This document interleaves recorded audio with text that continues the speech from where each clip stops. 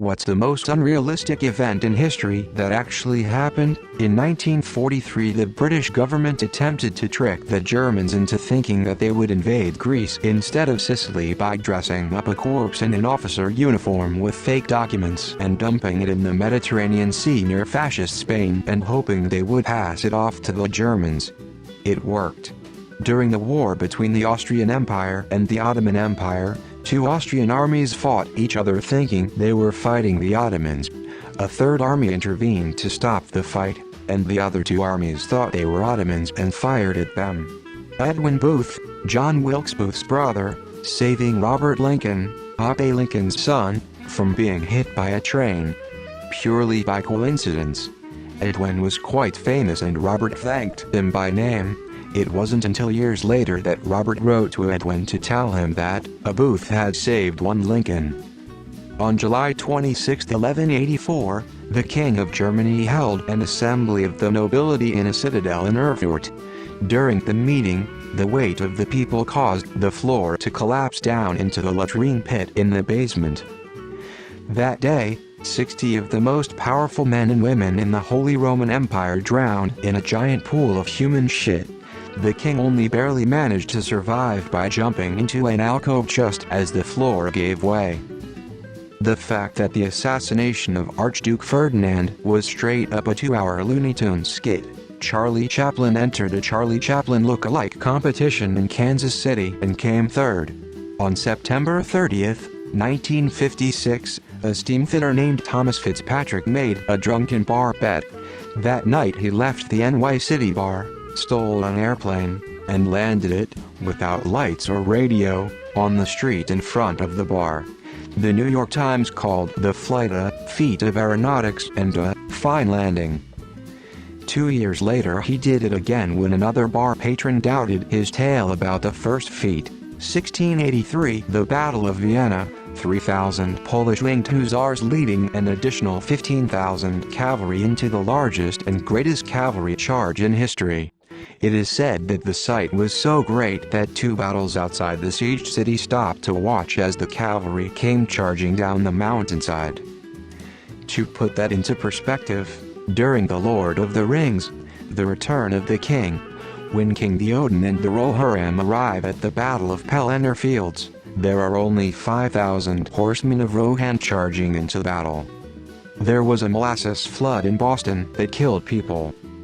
The first developed life preservers were not tested with the distance of a ship's deck to the surface of the water in mind.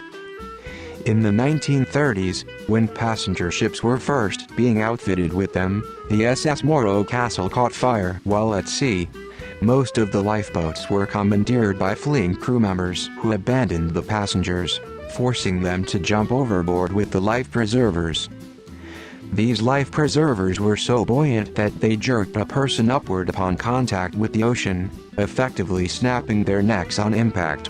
Anyone who didn't die immediately was rendered unconscious and then froze to death in the water. You were screwed either way, but you would have been better off just diving in on your own and hoping for the best. The ship, empty of people, then drifted to shore in New Jersey where it became a tourist attraction for about a week or so until it was hauled away to be scrapped. Violet Jessup was a stewardess on the RMS Olympic when it collided with a warship and was nearly sunk. She was then transferred to its sister ship, RMS Titanic, which did sink, but she survived. 4 years later she was assigned to the HMHS Britannic, a Royal Navy hospital ship that was the sister of Olympic and Titanic. It was sunk by a German mine. She survived that as well.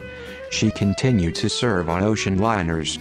That fake army that happened in WW2, where the Nazis were tricked into thinking there was an army on the ground but they were giant balloons, aka the Ghost Army. I remember learning about it in history in middle school and think it's so unserious yet very serious simultaneously.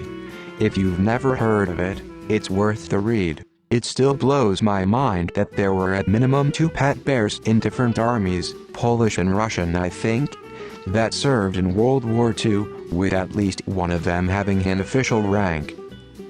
If you don't believe me, look up Corporal Wojtek. The other bear's name I think was Mikhail. Tsutomu Yamaguchi was in Hiroshima on a business trip when it was hit by the atomic bomb. After days of hell, he managed to get back home to Nagasaki. He survived that too, and lived to be 93. The Dancing Plague of 1518 in Strasbourg, France. Hundreds of people were just involuntarily dancing for days or even weeks.